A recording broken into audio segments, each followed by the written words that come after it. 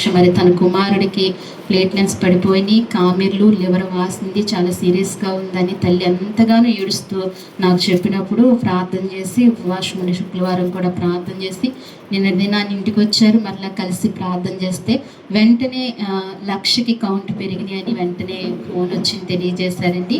ఆరోగ్యం దేవుడు అనుగ్రహించారు. ఇంకా సంపూర్ణమైన ఆరోగ్యం దేవుడు ఇచ్చినట్లుగా ఈ చిన్న మందులో, ఈ చిన్న సహవాసంలో దేవుడు ఎన్నెన్నో గొప్ప కార్యాలు చేస్తున్నారు. మరి అలాగే తల్లి లీలమ్మ గారు ఇచ్చిన సాక్ష్యం, మరి ప్రభాకర్ గారి గురించి మనందరము ప్రార్థన చేస్తున్నాం. ఆ బలహీనతను దేవుడు విడిపించాలని, కుమారి గారు అన్నయ్య గారి గురించి మరి రిపోర్ట్లు నార్మల్గా రావటం అనేది ఎంత దేవుని కృపేనండి. ఇలాంటి దేవుడు ఎన్నో కార్యాలు చేస్తున్నారు. ఆయనకి ఇంకా మనం కృతజ్ఞులమై ఆయన మనసారా నేను స్తుతిస్తూ ఆయన గణపరచవలసిందిగా మనం చేస్తున్నాను. ఆయన ఎంత కొనియాడినా మనం తక్కువే, ఎంత స్తుతించినా తక్కువేనండి. ఇంకా ఇలాంటి కార్యాలు ఎన్నో మహోన్నతమైన కార్యాలు మన ప్రభు మన పట్ల చేస్తాడు. నేను విశ్వాసం ఉంచి ఎదరకు వెళ్తామండి. ఇటు కార్యాలు బట్టి దేవుని నామానికి మహిమ కలుగును గాక. మన నీతిని బట్టి కాదు, మన మంచితనాన్ని బట్టి కాదు, మన ఇదేని బట్టి కాదు ఆయన చేసిన కార్యం. కేవలము ఆయన కృపతోనే మన జీవితాల్లో అనేకమైన కార్యాలు చేస్తూ వస్తున్నారు. బలహీనలను స్వస్థపరిచి దేవుడు మంచి ఆరోగ్యాలు ఇచ్చి ఆయన సన్నిధికి నడిపిస్తున్నారు. అందుని బట్టి దేవునికి మహిమ కలుగును గాక. వాక్య భాగంలోనికి వెళ్దామండి. చాలా సమయం అయింది. వాక్య భాగంలోనికి వెళ్దాం. 20 నిమిషాలు వాక్యాన్ని చూసుకుందాం. కీర్తన గ్రంథము మరి అలాగే తల్లి సావిత్రమ్మ గారు కూడా మన మధ్యకు రావటం ఎంతో సంతోషకరము. తల్లి ఎంతో పదే 10 సార్లు నీరసమైనప్పటికీ దేవుడు ఏం చేస్తున్నాడండి, తల్లిని శక్తినిచ్చి ఆరోగ్యంనిచ్చి నడిపిస్తున్నారు. ఎన్నోసార్లు చూడటానికి వెళ్ళినప్పుడల్లా తలుపు వేసి ఉంటుంది. తల్లిని చూడడానికి వెళ్ళినప్పుడు తీసినప్పుడేమో మనకు రావడానికి కుదరదు. కానీ తల్లిని చూడటానికే మన మధ్యకు అందరి మధ్యకు దేవుడే నడిపిస్తూ ఇలాగా బలహీనులందరినీ దేవుడు ఏం చేస్తున్నాడండి, చాలా కార్యాలు చేస్తున్నాడండి. ఈ చిన్న సహవాసంలో నిజంగా ఎన్ని కార్యాలు చేస్తున్నాడంటే చాలా కార్యాలు చేస్తున్నాడు. విశ్వాసం ఉంచి ఇంకా మనం అనేకమైన విషయాలు బలం పొందుకుందాం, శక్తిని పొందుకుందాం, గొప్ప కార్యాలు మనం సవి చూద్దాం. ఇందుని బట్టి దేవునికి మహిమ కలుగును గాక. కీర్తన గ్రంథము 91వ అధ్యాయము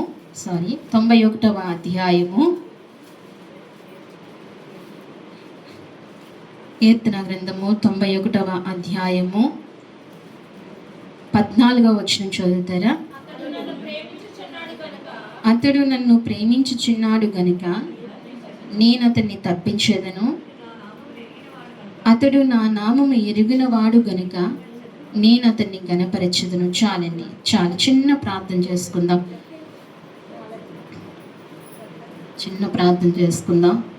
పరిశుద్ధుడా నీకు స్తోత్రాలు ప్రభువా. చదవబడిన ఈ వాక్యాన్ని విరిచి మా కొట్టించండి ప్రభువా. నైనా ముఖ్యముగా నేను వేడుకునేది, నేను చాలా బలహీనరాల్ని, అజ్ఞానిని ప్రభువా. నీ జ్ఞానంతో నింపండి ప్రభువా, నీ శక్తితో మీరు నింపండి. మీ సిలువ చాటున మరుగుపరుచుకోండి. కొలతలేని ఆత్మతో మీరు నింపి నాతోనూ మా అందరితో కూడా మీరు మాట్లాడండి. నువ్వు మాట్లాడే దేవుడువు. నీ మాటలో జీవం ఉంది, నీ మాటలో శక్తి ఉంది ప్రభువా. మీరు మాట్లాడితే ప్రభావితం అవుతాం ప్రభువా. మీరు మాట్లాడండి, నీ కార్యమును మీరు జరిగించండి ప్రభా. మమ్మల్ని అందరినీ నీ స్వాధీనంలోనికి తీసుకోండి. చిన్నల మొదలుకొని పెద్దల వరకు నీ స్వాధీనంలోనికి తీసుకోండి. ఈ ప్రాంతాన్ని, ఈ పరిస్థితిని అంతటినీ నీ ఆధ్వర్యంలో ఉంచుకుని అయ్యా మీరు మాకు సహాయం చేసి ఆత్మతో నడిపించమని యేసుక్రీస్తు వారి నామములో అడిగి వేడుకుంటున్నాము తండ్రి. దేవుని వాక్యము మళ్ళీ ఒక మాట అడుగుచుందండి. వాక్యంలోనికి వెళ్ళే ముందు దేవుడు ఒక మాట ప్రశ్నిస్తున్నాడు.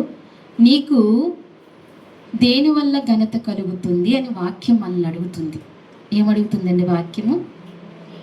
దేనివల్ల ఘనత కలుగుతుంది, దేనివల్ల ఘనత కలుగుతుందని వాక్యం మనల్ని అడుగుతుంది. అయితే దేనివల్ల ఘనత కలుగుతుందండి మనం?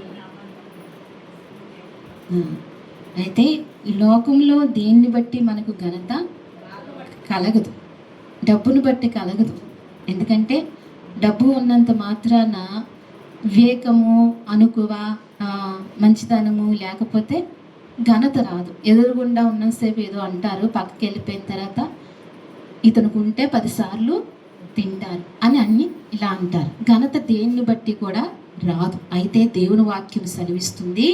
ఇక్కడ అంటున్నాడు కీర్తనాకారుల్లో ఒక మాట సెలవిస్తుంది, అతడు నన్ను ప్రేమించుచున్నాడు గనుక నేను అతన్ని తప్పించెదను, అతడు నా నామము ఎరుగున్నవాడు గనుక నేను అతన్ని ఘనపరచును. దేవునికి మహిమ కలుగును గాక. ఎంత గొప్ప మాట చూడండి. అతడు నన్ను ప్రేమించుచున్నాడు గనుక ఏం చేయాలండి? మనము దేవుణ్ణి ప్రేమించాలి. ఎవరిని ప్రేమించాలి? దేవుణ్ణి ప్రేమించాలి. మనం దేవుణ్ణి ప్రేమించే ప్రేమ ఎలా ఉంటుందంటే, ఆదివారం ప్రేమిస్తాము. ఎలా ప్రేమిస్తామండి? ఆదివారం ప్రేమిస్తాము. లేదంటే పరిస్థితులు తీరినాక ప్రేమిస్తాము. రకరకాలుగా మన ప్రేమ ఉంటుంది ఇది. కానీ ఇక్కడ భక్తుడు ఎలా ప్రేమించాడంటే ఎల్లవేళలా ప్రేమించాడంట. ఎలా ప్రేమించాడండి? ఎల్లవేళలా ప్రేమించాడంట. ఎలా ప్రేమించాడంటే శ్రమలోనూ ప్రేమించాడు. ఎలాగండి? నేర్చుకోవాలి మనం, ఇది గ్రహించాలి. ఎప్పుడు ప్రేమించాలంట? శ్రమలో కూడా దేవుని ప్రేమించటం రావాలి. అందుకని శోధనలు ఎక్కువ ఎవరికి వస్తాయి? సహించుకునే వారికే వస్తాయి. ఎవరికి వస్తాయండి? ఈ బిడ్డ నా నుంచి తొలగిపోదు. ఎంత శోధన పెట్టినా, ఎంత రోగము పెట్టినా, ఎన్ని సమస్యలకు నేను గురి చేసినా నన్ను స్మరించటము మానదు, నన్ను స్మరించటం మానడు అన్న వారికి ఏమొస్తాయండి? వస్తాయి. అందులో ఎంత పాఠాలు నేర్పిస్తాడో తెలుసా? ఆధ్యాత్మిక ఎన్ని పాఠాలు నేర్పిస్తాడో ఆ శ్రమలలో, ఆ శోధనలో. మనము ఆయనకి ఇంకా దగ్గర అయ్యేటట్టు చేస్తాడు. మన సహవాసం ఏం చేస్తాడంటండి? ఆయనకు దగ్గర అయ్యేటట్టుగా చేస్తాడు. అందుకే ఈ భక్తుడండి ఈ మాట అనగలిగాడు. ఏమంటున్నాడంటే, దేవుడు చెప్తున్నాడు, అతడు నన్ను ప్రేమించుచున్నాడు కనుక నేను అతన్ని తప్పించేదను. అంటే తప్పించడం అంటే శ్రమలలోనూ, శోధనలో, కష్టాలు తప్పిస్తాడు. అంటే అవి వస్తాయి. ఏమొస్తాయండి? వస్తాయి. చాలామంది అభిప్రాయము, దేవుని నమ్ముకుంటే కష్టాలు రావు, శ్రమలు రావు, వ్యాధులు రావు. అసలు అవి రావనే ఇక్కడికి వస్తారు. అవి రావనే ఇక్కడికి వస్తారు. మొదట దేవుడు రాగానే ఏం చేస్తాడండి? తెలియదు కదా. ఆ బిడ్డకు ఏం చేస్తాడు? వెంటనే ఏం చేస్తాడండి? ఆయన కార్యాలు చాలా చేస్తాడు. ఆయన ఆ కార్యాలు బట్టి చాలామంది కృతజ్ఞత ఉంటే జీవితాంతము మీలాగా నాలాగా ఏం చేస్తాం? దేవుని పాదాలు పట్టుకుంటాం. కృతజ్ఞత లేకపోతే ఏదైనా ఒకటే, ఏమైనా ఒకటే అనుకుంటే ఏమవుతారండి? విడిచిపెట్టి దూరంగా వెళుతూ ఉంటారు. అయితే ఇక్కడ అంటున్నాడు, అతడు నన్ను ప్రేమించుచున్నాడు కనుక నేను అతన్ని తప్పించేదను. అతన్ని ఏ విషయంలో అయినా దేవుడు ఏం చేస్తాడు? తప్పిస్తాడు. అతడు నా నామమును ఎరుగున్నవాడు కనుక నేను అతన్ని ఘనపరచెదను. ఘనత ఎలా వస్తుందంటండి? ఇప్పుడు ఆయన నామం ఎరిగితేనే మన జీవితాల్లో ఘనత వస్తుందండి. ఆయన్ని ఎరగకపోతే గనక, ఆయన నామము ఎరగకపోతే గనక మన జీవితంలో ఘనత అనేది కలగదు. ఎందుకంటే ఈ లోకంలో ఏది ఎంత వచ్చినా ఏమి ఉన్నా సరే ఘనత కలగదు. కేవలము యేసుక్రీస్తు నామమును బట్టే ఘనత కలుగుతుంది. ఎందుకంటే ఆయన నామము ఎరిగిన వాడు ఎలా నడవాలో అతనికి తెలుస్తుంది. ఆయన నామం ఎరిగిన వాడు ఎలా మాట్లాడాలో అతనికి తెలుస్తుంది. ఆయన నామం ఎరిగిన వాడు ఎలా ప్రవర్తించాలో తెలుస్తుంది. అందుకే అప్పుడు ఏం కలుగుతుందండి?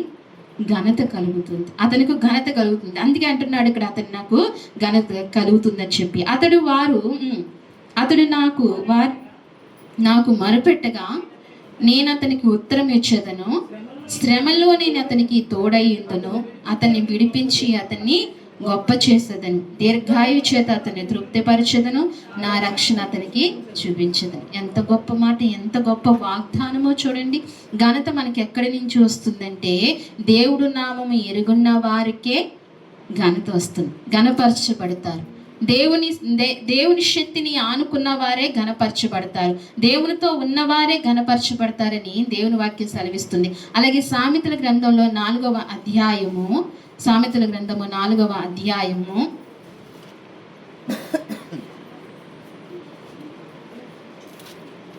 7వ వచనము 8వ వచనం చూడండి. జ్ఞానము సంపాదించుకునిటే జ్ఞానమునకు ముఖ్యాంశము నీ సంపాదన అంతయు ఇచ్చి బుద్ధి సంపాదించుకును. చాలండి. ఇక్కడ మొదటి వచనం ఒకసారి చదవండి. అమ్మ 4వ అధ్యాయం. కుమారులారా, తండ్రి ఉపదేశము వినుడి, మీరు వివేకము నందునట్లు ఆలకించుడి. నేను మీకు సదోపదేశము చేసేదను. నా బోధను త్రోసివేయకుడి. నా తండ్రికి నేను కుమారుడిగా నుంటిని. నా తల్లి దృష్టికి నేను సుకుమారుడినై ఏక కుమారుడినై ఉంటిని. ఆయన నాకు బోధించుచు నాతో ఇట్లనెను, నీ హృదయము పట్టుదలతో నా మాటలను పట్టుకునము. నా ఆజ్ఞలను గైకొని ఎడల నీవు బ్రతుకుదు. చాలండి. ఇక్కడ అంటున్నాడు చూడండి, ఒక్క మాటను మీరు పట్టుకోవాలి. దేవుడు ఒక మాట పట్టుకోమన్నాడు. ఏం పట్టుకోమన్నాడు? మనం కూడా ఇది పట్టుకోవాలి.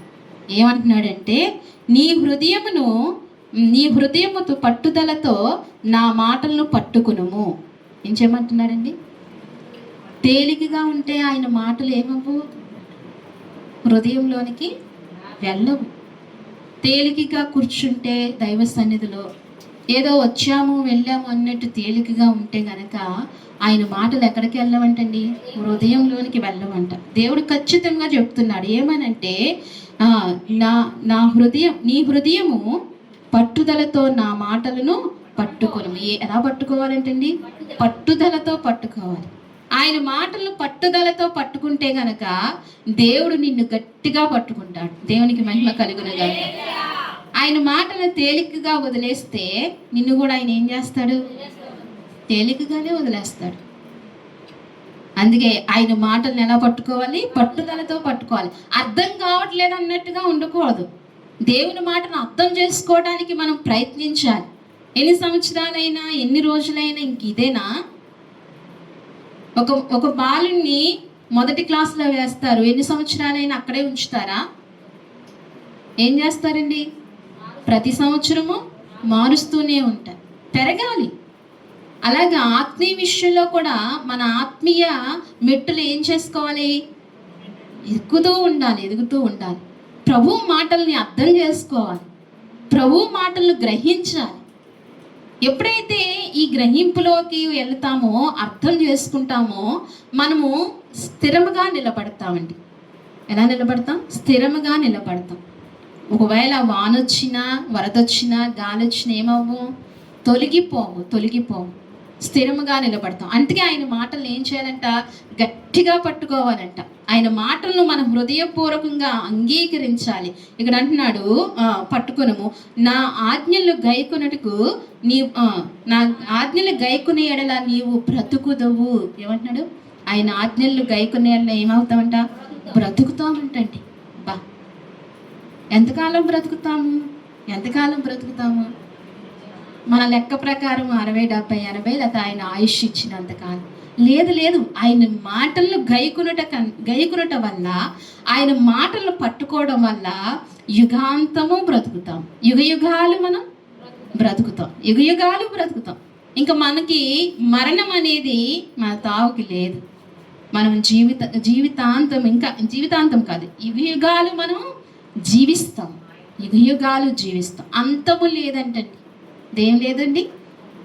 దేవుని దగ్గరికి వెళ్ళిన తర్వాత అంతము లేదంట. ఇంకా అంతం అనేదే అక్కడికి లేదంట. అలాంటి ప్రాంతంలోనికి మనం వెళ్ళాలంటే ఇప్పుడు ఆయన మాటలు ఏం చేయాలండి? పట్టుకోవాలి, గైకొనాలి. ఆయన మాట వినాలి, ఆయన ఆజ్ఞలు వినాలి. అంటే మనము ఘనత రావాలి అంటే కనుక ఆయన మాట వినాలి. ఘనత ఈ లోకములో వస్తుంది, తర్వాత నిత్యత్వంలో కూడా మనకు ఘనత కావాలంటే ఆయన మాటలు ఏం చేయాలి? మనం గట్టిగా పట్టుకోవాలి. అందుకే ఇక్కడ అంటున్నాడు, కుమారులారా తండ్రి ఉపదేశము వినుడి. ఏమంటున్నాడండి? తండ్రి ఉపదేశము. ఏ తండ్రి ఉపదేశము? మన పరమ తండ్రి ఉపదేశం మనం ఏం చేయాలి? వినాలి. ఈ ఉపదేశానికి వినటానికి ఆరాటపడాలి. చాలా మంది చూడండి, చాలా విశ్వాసులు ఏం చేస్తారంటే పాటలకి ఇష్టపడతారు కదండి. పాటలకి ఇష్టపడతారు, సాక్ష్యాలకి ఇష్టపడతారు, అన్నిటికీ ఇష్టపడతారు. వాక్యం గాడికి వచ్చినడికి ఏమవుతుందండి? నొప్పులు వస్తాయి, కునుపాట్లు వస్తాయి, వెళ్ళిపోవాలనిపిస్తుంది. ఎందుకని? దేవుడు మాట బాగు చేస్తుంది మనం. ఆడు బాగుపడనివ్వడు, విననివ్వడు. నొప్పులు, ఎన్ని నొప్పులో కూర్చుని వినడానికి నొప్పులు.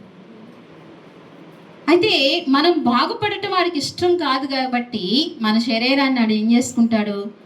తీసుకుంటాడు.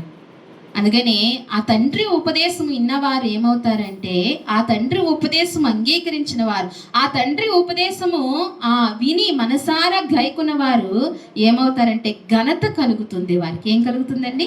కుమారులమైన కుమార్తెలమైన మనకి ఏం కలుగుతుందండి? ఘనత కలుగుతుంది. నా తండ్రి ఉపదేశమును వినుడని మీరు వివేకము నొందినట్టు ఆలకించుడి. నేను మీకు సదోపదేశము చేసేదను, నా బాధలు త్రోసివేయకడి. ఏమంటున్నాడండి? తండ్రి చెప్తున్నాడు, నా బాధలను త్రోసివే. మనం ఎన్నిసార్లు ఆయన బాధలను ఏం చేస్తామండి? త్రోసివేసేసాం. పందిల ముందు ముత్యాలు వేస్తే ఏమన్నా దాంట్లో విలువ తెలుస్తుందా అండి? అలాగే మనం కూడా ఏం చేస్తున్నామండి? ఆయన ముఖ్యమైన ఆజ్ఞలకు, ఆయన అమూల్యమైన మాటలకు, ఆయన ఉన్నత శక్తి కలిగిన వాక్యాలకు మనం త్రొక్కి వెళ్ళిపోతున్నాం, వదిలేసి వెళ్ళిపోతున్నాం. అవి పట్టుకుని వెళ్ళలేకపోతున్నాం. అవి పట్టుకుని వెళితే గనక దీర్ఘాయుష్మంతులు అవుతాము, ఎంతో ఆశీర్వదింపబడతాము, ఎంతో దీవించబడతాము. మన జీవితంలో ఘనత కలుగుతుంది. ఏం కలుగుతుందండి? మన జీవితంలో ఘనత ప్రభావములు కలిగిస్తాడు ఆ దేవుడు. అందుకే అంటున్నాడు ఇదే సామెతల గ్రంథంలో 22వ అధ్యాయములో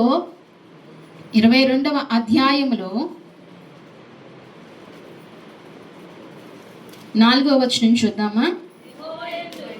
యెహోవా యందు భయభక్తులు కలిగి ఉండుట వినయమునకు ప్రతిఫలము, ఐశ్వర్యమును ఘనతను జీవమును దానివల్ల కలుగును. చాలండి. ఎలా కలుగుతుందంటే అండి, ఐశ్వర్యము కలుగుతుందంట, ఘనత కలుగుతుందంట. ఎవరైనా ఐశ్వర్యవంతులు అవుతారు అంటే కాదనుకుంటామా? ఈ అవకాశము బయట వారికి లేదు.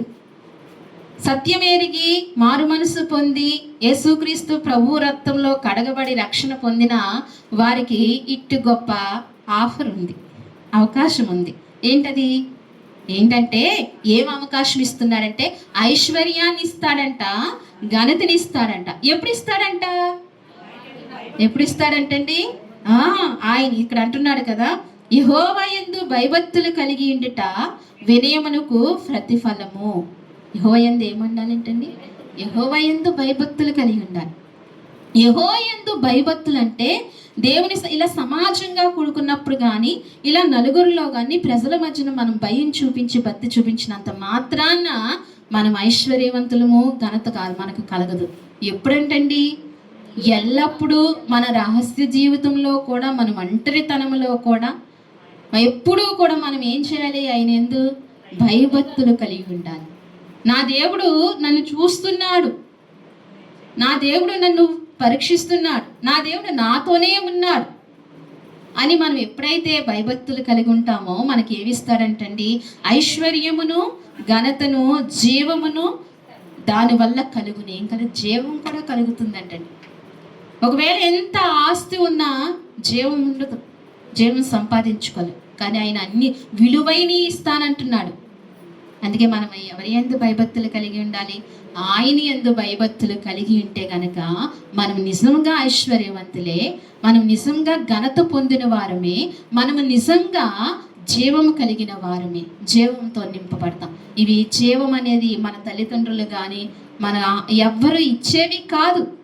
ఆయన ఇచ్చేవి ఏ మనుషుల వల్ల దొరికేవి కాదండి. అలాంటి ఉన్నతమైనవి ఆయన ఇస్తూ ఉంటాడు. అందుకే ఇక్కడ గొప్ప ఐశ్వర్యము కంటే మంచి పేరును, వెండి బంగారము కంటే దయను కోరతగినవి. ఏంటంటే ఐశ్వర్యము కంటే ఏముండాలంట? మంచి పేరు ఉండాలంట. ఐశ్వర్యము కంటే ఏముండాలి? మంచి పేరు ఉండాలంట. ఐశ్వర్యం ఉండి పేరు లేకపోతే ఏం చేసుకుంటాం? ఐశ్వర్యము కంటే మంచి పేరు. అలాగనే వెండి బంగారముల కంటే దయ కోరదగినవి ఐశ్వర్యవంతులను దరిద్రులను కలిసి ఉందురు, వారందరినీ కలగజేసిన వాడు యెహోవాయే. ఏంటండి, ఎవరినెవరిని కలగజేశాడంటండి? ఐశ్వర్యవంతుల్ని దరిద్రుల్ని కలగజేసిన వాడు ఆయనే. ఒక్కొక్కరిని ఏం చేస్తాడు ఆయన? డబ్బు ఉన్నవారుగా ఆయన పుట్టిస్తాడు. ఒక్కొక్కరిని డబ్బు లేని వారిగా, పేదవారిగా పుట్టిస్తాడు.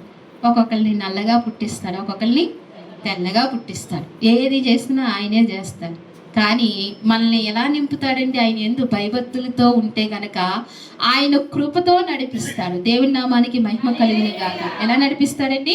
ఆయన కృపతో నడిపిస్తాడు. అందుకే ఇక్కడ అంటున్నాడు, బుద్ధిమంతుడు అపాయం వచ్చుట చూచి దాగును, జ్ఞానము లేనివాడు యోచింపక ఆపదలో పడును. యెహోవా యందు భయభక్తులు కలిగి ఉండటే వినయమునకు ప్రతిఫలము, ఐశ్వర్యమును ఘనతయు జీవమును దాని వలనే కలుగునని సెలవిస్తుంది. ఇప్పుడు నీకు దేవుని ఘనత మనం కలగాలంటే యెహోవా యందు ఏమో ఉండాలండి? భయభక్తులు కలిగి. మొదటిగా మనం చూసాం కదా, అతడు నా నామము ఎరుగున్నవాడు గనక నేను అతనిని ఘనపరచును. ఆయన నామము ఎరగాలి, ఆయన్ని ప్రేమించాలి. అప్పుడు మనల్ని ఏం చేస్తాడండి? ఆయనే కనపరుస్తాడు. పెంట కుప్పలో నుంచి ఏం చేస్తాడండి? ఆయన లేవనెత్తుతాడు. నీ స్థితి ఎలాంటిదైనా ఆయన యందు భయభక్తులు నిలిపితే కనుక నీ స్థితి మారుతుంది. దేవుని స్తోత్రాలు చెప్తామా? నువ్వు ఎలాంటి పరిస్థితుల్లో గత కాలంలో ఉన్నా నువ్వు యెహోవా యందు భయభక్తులు కలిగి ఉంటే కనుక మన స్థితిని ఏం చేస్తాడండి? ఆయన వెంటనే మారుస్తాడు. అలాగనే ఇక్కడ అంటున్నాడు, జ్ఞానము సంపాదించుకోవాలి. రెండవదిగా ఏంటండి?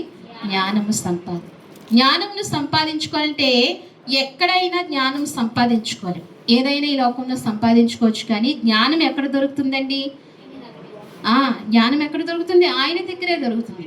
అప్పుడు ఆయన వద్ద జ్ఞానం సంపాదించుకుంటే గనక, జ్ఞానముగా నడిస్తే గనక ఎక్కడ ఎలా ఉండాలి, ఎక్కడ ఎలా మాట్లాడాలో ఆ జ్ఞానమే మనల్ని నడిపిస్తుంది. కనుక మనకి ఏం కలుగుతుందంటండి?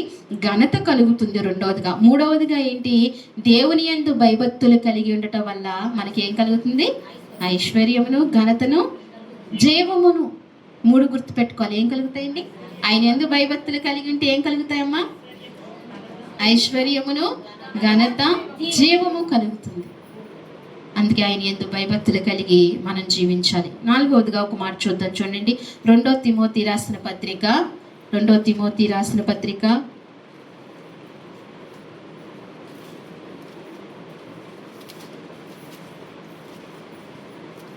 2వ అధ్యాయము 21వ వచనం చూడండి. ఎవడైనను వీటిలో చేరక తన్ను తాను పవిత్రపరచుకుని ఎడల వారు పరిశుద్ధపరచబడి యజమానుడు వాడుకొనుటకు అర్హమై ప్రతి సత్కారమునకు సిద్ధపరచబడి ఘనత నిమిత్తమైన పాత్రనై ఉండెను. చాలండి. ఇక్కడ తిమోతికి పౌలు భక్తుడు ఇక్కడ రాస్తూ ఇక్కడ అంటున్నాడు, ఎవడైనను వీటిలో చేరక తాను పవిత్రపరచుకుని అట్లా వాడు పరిశుద్ధపరచబడి యజమానుడు వాడుకున్నట్టు అర్హతమైన ప్రతి సత్కార్యమును సిద్ధపరచుని ఘనత నిమిత్తము పాత్ర అయి ఉండాలి. ఏ నిమిత్తమై పాత్ర అయి ఉండాలి అంటే దేవుడు వాడుకోవడానికి ఘనత కలిగిన పాత్రగా ఉండాలంటండి. ఏం కలిగిన పాత్రగా? ఘనత కలిగిన. పై వచనంలో దేవుని వాక్యం సెలవిస్తుంది. ఇక్కడ చూస్తే 20వ వచనం చూడండి. 20వ వచనం, గొప్ప ఇంటిలో వెండి పాత్రను బంగారు పాత్రను మాత్రమే కాక కర్రవియు మంటియు కూడా ఉండెను. వాటిలో కొన్ని ఘనతకును కొన్ని ఘనహీనతకును వినియోగింపబడును. చాలండి. ఇక్కడ అంటున్నాడు కదా, వీటిలో ఒక ఇంటిలోనంటండి పాత్రలు ఉన్నాయంట. అవి వెండి పాత్రలు ఉన్నాయంట, బంగారు పాత్రలు ఉన్నాయి, ఘనహీనమైనవి కర్ర పాత్రలు ఉన్నాయి, మట్టి పాత్రలు ఉన్నాయి. అయితే దేవుడు వాడుకునే పాత్రగా ఉండాలి. ఎలా ఉండాలి? దేవుడు చేతిలో వాడబడే పాత్రగా ఉండాలి. అందరము వాక్యం చెప్పే పాత్రలుగా ఉండవసరంలా. అనేక తలాంతులు దేవుడు మనకు ఇస్తూ ఉంటాడు. కానీ ఆయన చేతిలో వాడబడే పాత్రగా ఉండాలి. ఘనమైన పాత్రగా ఉండాలి. ఇప్పుడు మనం ఎవరి ఇంటిలో ఉన్నాము? ఇప్పుడు మనము దేవుని ఇంటిలోనే ఉన్నాం. దేవుని ఇంటిలో పనికిరాని పాత్రలుగా మనం ఉండటానికి వీలు లేదు. ఆయన తరచుగా ఉపయోగించే పాత్రగా మనం ఉండాలి. అలా చేయబడాలి. ఆయన వాడుకునే పాత్రగా ఉండాలి. మనం చూడండి, రోజు మనం వంట చేస్తాం కదా, కొన్ని పాత్రలు కొన్నిటికి ఉపయోగిస్తాం. పాలు కాచే పాత్రలో చారు పెట్టగలమా? ఏమవుతుందండి? అలా అవుతుంది. దేనికి దానికి మనం పెడుతూ ఉంటాం. ఒక్కొక్క కూర చేసే పాత్రలు ఆ కూరకి అది సెట్ అవుతుంది. దాంట్లో చేస్తేనే ఆ కూర వీలవుతుంది, కుదురుతుంది. అలా కొన్ని పాత్రలు మనం పెట్టుకుంటాం, ఎంచుకుంటాం, ఏర్పాటు చేసుకుంటాం. అలాగే దేవుని ఇంటిలో కూడా దేవుడు కూడా మనల్ని అలాగనే వాడుకుంటాడు. దేవుని మహిమ కలుగును గాక. మరి మనం ఎలాగ ఉపయోగపడుతున్నాము? ఆయన ఇంటిలో ఏ పాత్రగా మనం ఉపయోగపడుతున్నాం? ఒక ఇంటిలోనంటండి ఘనమైనవి ఉంటాయంట, ఘనహీనమైనవి కూడా ఉంటాయంట. మనం ఏ పాత్రలో చేరాలి? ఘనమైన పాత్రలోనికి మనం రావాలి. ఆయన తీసుకుని వాడుకునే పాత్రలుగా మనం చేయబడాలి. అప్పుడు ఆయన ఘనమైన పాత్రగా మనం ఉంటే గనక మనకి ఏం కలుగుతుంది? ఈ లోకంలో ఘనత కలుగుతుంది. అందుకే అంటున్నాడు ఆయన, ఏమంటున్నాడంటే పాత్రలు మాత్రమే కాక కర్రవియు మట్టియు కూడా ఉండెను, వాటిలో కొన్ని ఘనతైనవి కొన్ని ఘనహీనమైనవిగా ఉపయోగించబడును. కొన్ని ఘనమైనవిగా ఉపయోగిస్తాడంట, కొన్ని ఘనహీనమైనవిగా కూడా ఉపయోగిస్తాడంట. అంటే ఎవరు దేవుని యందు భయభక్తులు కలిగి జీవించగలుగుతారో, ఎవరు ఆయన మీద పూర్తిగా ఆనుకుని జీవించగలుగుతారో వారిని ఘనమైన పాత్రలుగా ఆయనే చేస్తారు. ఆయన పక్కన పెట్టి నిర్లక్ష్యం చేస్తూ ఎప్పుడో గుర్తొచ్చినప్పుడు ఆయన స్తుతిస్తే మనం ఏమవుతాము? ఘనహీనమైన పాత్రలుగానే చేయబడతాం. అందుకే ఘనమైన పాత్రలుగా మనం వాడబడాలి అంటే ఆయన యందు ఏముండాలండి? భయభక్తులు నిలిపి ఆయన సేవించాలి. చివరిగా ఒక్క మాట చూసుకుని మనం ముగించుకుందాము. మొదటి పేతురు రాసిన పత్రిక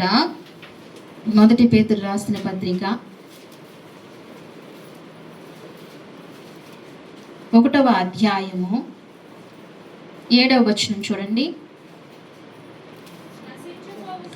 నశించిపోవు సువర్ణము అగ్ని పరీక్షల వలన శుద్ధపరచబడుచున్నది కదా, దానికంటే అమూల్యమైన మీ విశ్వాసము ఈ శోధన చేత పరీక్షకు నిలిచినదై యేసుక్రీస్తు ప్రత్యక్షమైనప్పుడు మీకు మెప్పును మహిమయు ఘనతయు కలుగుటకు కారణమగును. చాలండి. ఇక్కడ అంటున్నాడు, నశించిపోవు సువర్ణము అగ్ని పరీక్ష వల్ల శుద్ధపరచబడుచున్నది. బంగారాన్ని ఏం చేస్తారండి? దాన్ని శుద్ధి చేయాలంటే ఎందులోకి వెళ్ళాలి? అగ్నిలోనికి వెళ్ళాలి, కాల్చబడాలి. అలాగనే కదా, దానికంటే అమూల్యమైన మీ విశ్వాసము. దేనికంటే అమూల్యమైనదంట? అబ్బా, బంగారం కంటే అమూల్యమైనదంటండి విశ్వాసం. మీరు ఏ బ్యాంకులో పెట్టుకోక్కర్లేదు, ఏ బీరువాలని పెట్టుకోక్కర్లేదు. విశ్వాసం హృదయపూర్వకంగా ఉంటే బంగారము కంట ఎంత బంగారం ఉంటే ఏం సుఖం? గొప్ప విశ్వాసం ఉండాలి. బంగారం మనల్ని కాపాడదు, కానీ బంగారం మనల్ని ఏమీ చేయదు. కానీ విశ్వాసం ఉంటే గనక ఏదైనా చేయగలుగుతుంది. విశ్వాసం ఉంటే గనక ఎలాంటి పరిస్థితుల్లో అయినా కాపాడుతుంది. దేవుని నామానికి మహిమ. బంగారం కంటే శ్రేష్టమైనది మన విశ్వాసం. మరి బంగారం ఎలాగా సంపాదించుకోలేం? ఇప్పుడు మరి బాగా ఎక్కి కూర్చుంది, సంపాదించుకోలేం. విశ్వాసాన్ని సంపాదించుకుందాం. ఏం సంపాదించుకుందాం? విశ్వాసాన్ని సంపాదించుకుందాం. అనుకోవడం కాదు, ఖచ్చితంగా సంపాదించుకోవాలి. విశ్వాసము ఎలాంటి పరిస్థితులైనా మనకు కాపాడుతుంది. విశ్వాసం ఉంటే చాలు. చాలామంది పెద్దలు అంటారు కదా, బంగారము ఆపదలో ఏమవుతుందంట? ఆదుకుంటుందంట. నిజమే ఆ మాట. ఆపదలో ఆదుకుంటుంది. బంగారం ఉన్నా లేకపోయినా వేరే విషయం. అదే విశ్వాసం ఉంటే కనుక ఎలాంటి పరిస్థితుల్లో అయినా మనల్ని ఏం చేస్తుందంటండి?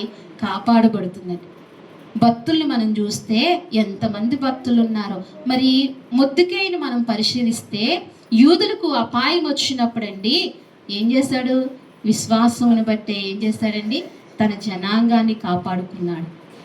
విశ్వాసం అలాంటి గొప్ప కార్యాలు జరిగిస్తుంది. మన జీవితంలో ఏదైనా చేయగలుగుతుంది. ఆ విశ్వాసం ఉండాలి. మొర్దెకైకి ఎంత దేవుడి మీద నమ్మకమో చూడండి.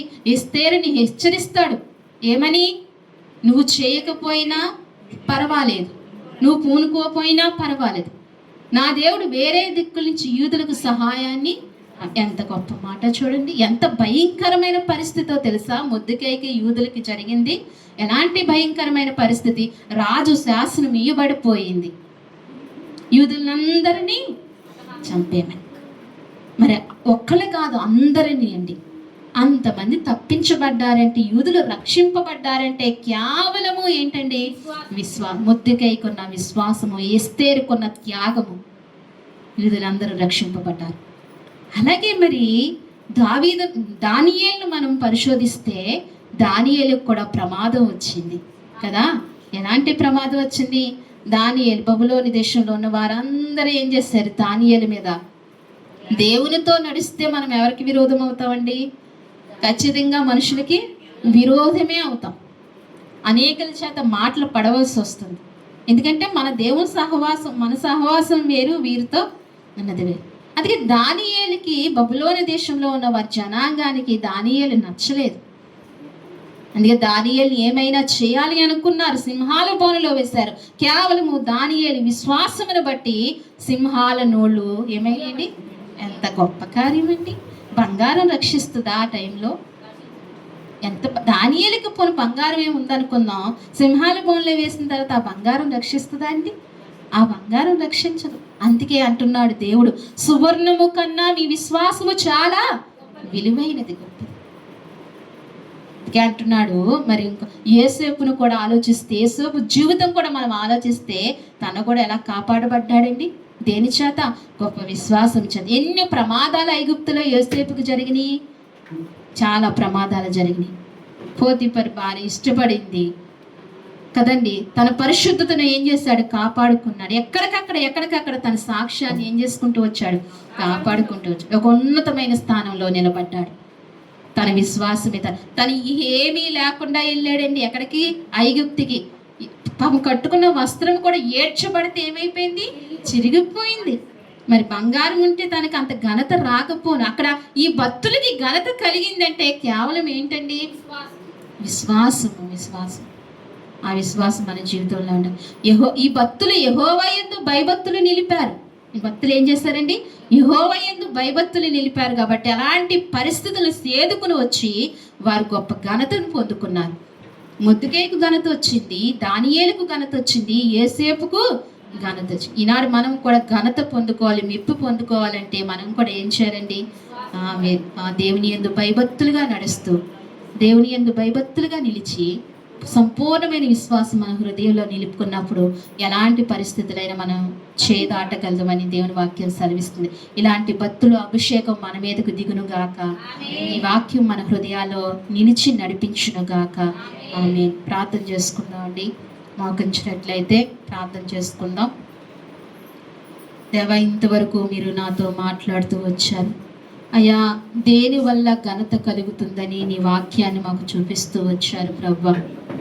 ఈ లోకంలో దేన్ని బట్టి మాకు ఘనత కలగదు కానీ అయ్యా, మరి దేన్ని బట్టి ఘనత కలుగుతుందో నీ లేఖన ప్రత్యక్షతలోంచి మాకు తెలియజేస్తూ వచ్చారు.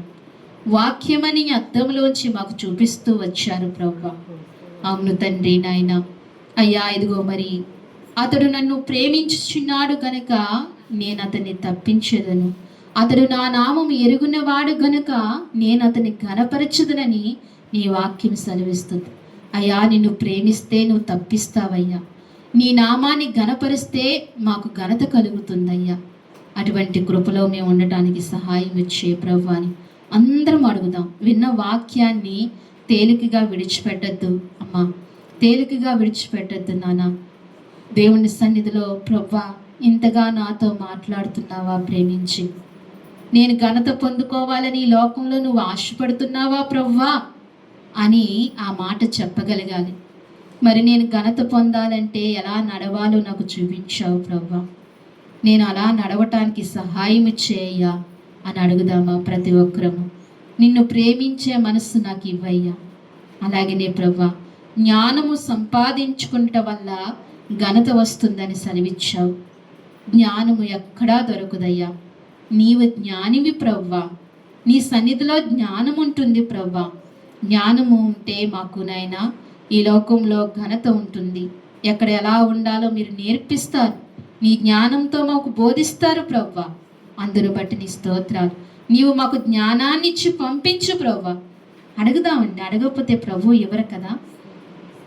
సొలొమోను మహారాజు అడిగినప్పుడు జ్ఞానాన్ని ప్రసాదించాడు. ఈనాడు నీవు నేను అడుగుదాం, అయ్యా నాకు ఘనత కావాలంటే, ఘనత రావాలంటే జ్ఞానం కావాలి. ఆ జ్ఞానాన్ని మీరు నాకు అనుగ్రహించండి ప్రవ్వా.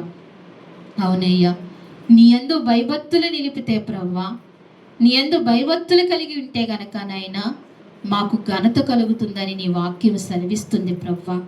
నీ యందు భయభక్తులు నిలిపే మంచి కృప మాకు ఇవ్వండి ప్రవ్వా. అలాగే తిమోతితో పౌలు భక్తుడు పలికినట్లుగా అయ్యా ఇదిగో మరి పవిత్రతను కాపాడుకోవాలని నువ్వు సెలవిచ్చావు ప్రభా. మా పవిత్రతను కాపాడుకున్నప్పుడు మేము ఘనత పొందుకుంటామని నీ వాక్యం సెలవిస్తుంది నాయన. అయ్యా ఇదిగో మరి శోధన సహించాలని నీ వాక్యం సెలవిచ్చావు ప్రభా. అవును ప్రభా, శోధనను భరించిన ప్రభా ముద్దుకై చివరకు ఘనత పొందుకున్నాడు. శోధన సహించిన దానియేలు ఘనత పొందుకున్నాడు ప్రభా. శోధన భరించిన యేసేపు ఘనత పొందుకున్నాడు ప్రభా. అలాగే మా జీవితాల్లో ఎన్నో శోధనలు వచ్చినప్పటికీ మేము వాటిని సేధించుకుని ఘనత పొందుకునే వారంగా నీ బిడలంగా ఈ జీవితంలో మిగలటానికి కృప మాకు దయచేయండి ప్రభా అని ప్రార్థన చేసుకుందాం. విన్న వాక్యాన్ని బట్టి చిన్న ప్రార్థన తల్లి ప్రార్థనలో నడిపిస్తారు. బట్టి దేవుని కానుక సమర్పించుకుందాం. పాట తల్లి గారు పాడతారు. శుక్రవారం ఉపవాస కూడిక 12 గంటలకు ఉంటుంది. అందరూ దయించి రండి. దేవుని సన్నిధిలో ఉపవాసం ఉండి ప్రార్థిస్తే అనేక కార్యాలు జరుగుతున్నాయి. ఉపవాస కూడికలో ఎవరు మానకుండా అందరూ కూడా ఉపవాస ప్రార్థనకి రావాల్సిందిగా మనవి చేస్తున్నాను. అలాగే ఆదివారం తిరిగి 11 గంటలకు ఆరాధన జరుగుతుందండి. మీరందరూ తప్పనిసరిగా వచ్చి ఇంకా అనేక మందిని నడిపించండి. చివరి ప్రార్థన చేసుకుందాం. అందరూ మోకరించినట్లయితే చివరి ప్రార్థన చేసుకుందాం.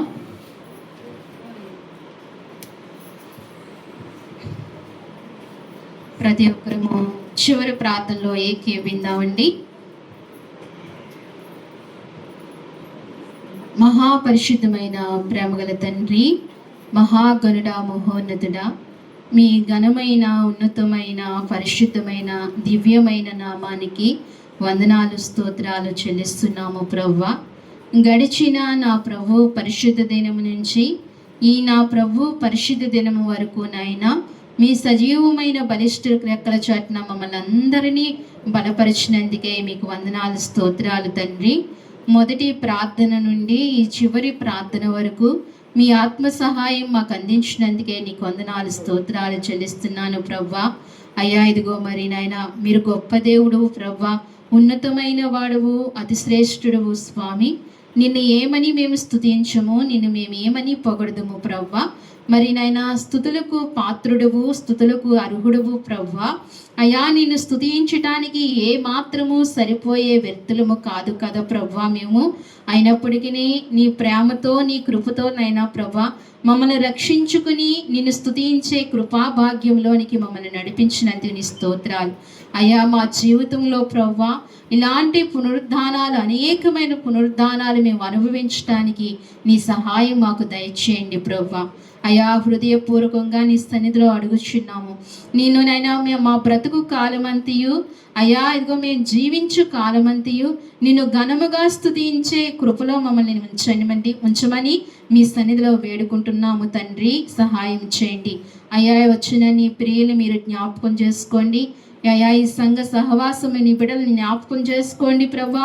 నీ బిడ్డలను దీవించండి, ఆశీర్వదించండి ప్రవ్వా. వారి అక్కర్ల కొలిది అవసరతల కొలిది మీరు ఆయన సహాయపడుతూ రమ్మని మీ సన్నిధిలో ప్రార్థిస్తున్నాము నాయన. ప్రతి ఒక్క బిడ్డను మీరు జ్ఞాపకం చేసుకోండి. మొదటి ప్రార్థనలో, పాటలలో ప్రవ్వా ఇదిగో మరి వాక్యములో, స్తుతి ఆరాధనలో, సాక్ష్యములో అయా వాక్యములో కూడా మీరు తోడుగా ఉన్నందుకు నీకు స్తోత్రాలు. జన సాక్ష్యాలు బట్టి నీ సన్నిధిలో ప్రార్థిస్తున్నాం ప్రవ్వా. బిడ్డలు జ్ఞాపకం చేసుకోండి మేరీ వివాహ విషయంలో నీ గొప్ప కార్యము చేయండి ప్రభా. బిడ్డక ఘనముగా వివాహం జరగటానికి సహాయం చేయండి ప్రభా. వివాహానికి కావాల్సిన ఈవులన్నీ మీరు అందించండి స్వామి, నీకు వందనాలు. అలాగే ప్రభా, ఇరుపక్షాలు మీరు తోడుగా ఉండమని ప్రార్థిస్తున్నాం. అదే సమయంలో ప్రభాకర్ గారి గురించి మేము ప్రార్థిస్తున్నప్పుడు ప్రభా, నువ్వు చేసిన అద్భుతాన్ని బట్టి, కార్యాన్ని బట్టి నీకు స్తోత్రాలు. నీళ్ళు కూడా దిగని గొంతుకును నాయనా ప్రభా నువ్వు ముట్టుకుని స్వస్థపరిచావని మేము విశ్వాసముతో నమ్ముచున్నాం. అయ్యా, ఇంకా మిగిలిన స్వస్థతను శీఘ్రముగా మీరు దయచేయండి. వారు ప్రయాణంలో ఉన్నారు ప్రభా, క్షేమము దయచేయండి ప్రభా, సహాయం చేయండి. అలాగనే ఈ సమయంలో ప్రభా, వాణి కుమారుని మీరు జ్ఞాపకం చేసుకుని ప్రభా, ఆ పరిస్థితి నుండి మీరు విడిపించారు. కుమారుని భద్రపరుచుకో తండ్రి, కుమారుని తోవను సరిచేయండి ప్రభా, చక్కటి మార్గంలో నడిచే కృప దయచేయండి. అయా, తల్లిదండ్రులకు విధేయుడిగా నిలబడటానికి సహాయం చేయమని మీ సన్నిధిలో ప్రార్థిస్తున్నాం. అలాగే భ్రమరాంబ పిన్ని కుమారుని మీరు, శివను మీరు జ్ఞాపకం చేసుకున్నారు ప్రభా. అయా కుమారుడికి నాయన ప్రభా బలహీనత నుంచి విడిపించండి ప్రభా. మంచి సంపూర్ణమైన ఆరోగ్యాన్ని మీరు దయచేయండి. మీరు ఎంతగానో స్వస్థపరిచారు ప్రభా. అయా, ఇదిగో మరి అకౌంట్ని పెంచినందుకు నీ స్తోత్రాలు. ఆ లివర్ వాపు నుంచి, ప్రతి బలహీనత నుంచి నజరేయుడైన యేసు నామములో విడిపించమని ప్రార్థిస్తున్నాము, సహాయం చేయండి.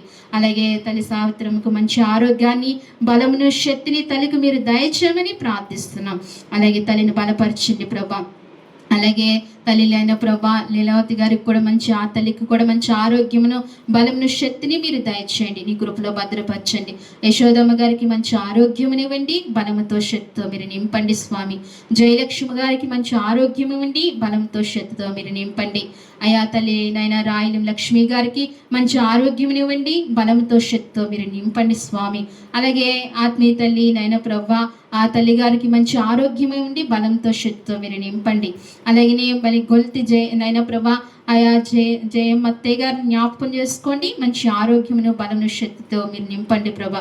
ఇలాగా పెద్దలు అందరికీ మంచి ఆరోగ్యాలు దయచేయండి. మిగిలిన నీ బిడ్డలందరికీ మంచి ఆరోగ్యాలు దయచేయండి, శక్తితో మీరు నింపండి. సీతమ్మ గారికి ఆరోగ్యం ఇవ్వండి.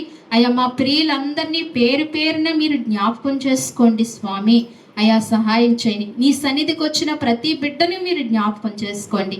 అయ్యా, ఇదిగో దూర ప్రాంతం నుంచి వచ్చిన, గుడి నుంచి వచ్చిన నీ ప్రియులు మీరు జ్ఞాపకం చేసుకోండి, బలపరచండి. ప్రతి బిడ్డను దీవించి ఆశీర్వదించండి. ఈ వారమంతానైనా వారు కష్టపడిన కష్టార్జితాన్ని అంతటినీ మీరు దీవించండి ప్రవ్వా, మీరు ఆశీర్వదించండి ప్రవ్వా.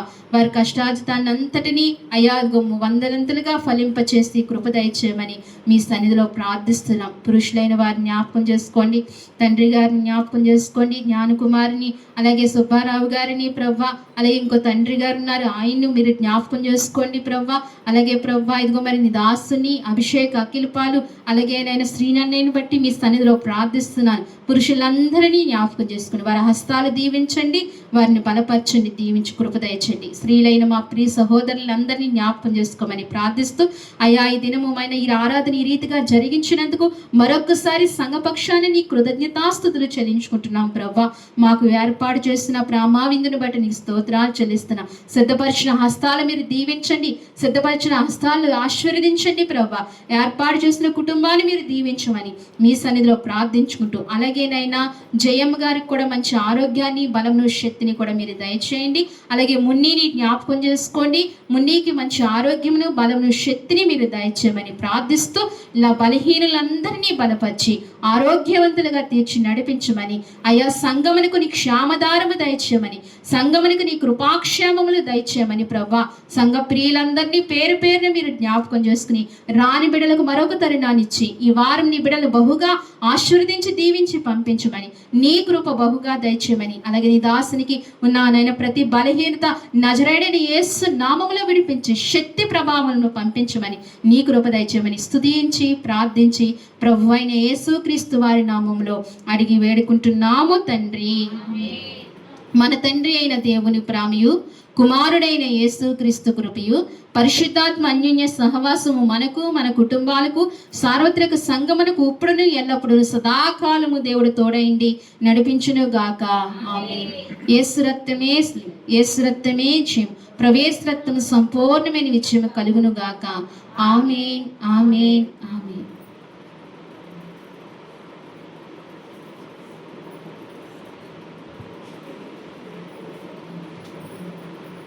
అమ్మ అందరికీ వందనాలు, మీ అందరికీ వందనాలు. అందరినీ దేవుడు దీవించి ఆశీర్వదించుగాక. అందరూ ప్రామాణించేసి వెళ్ళండి.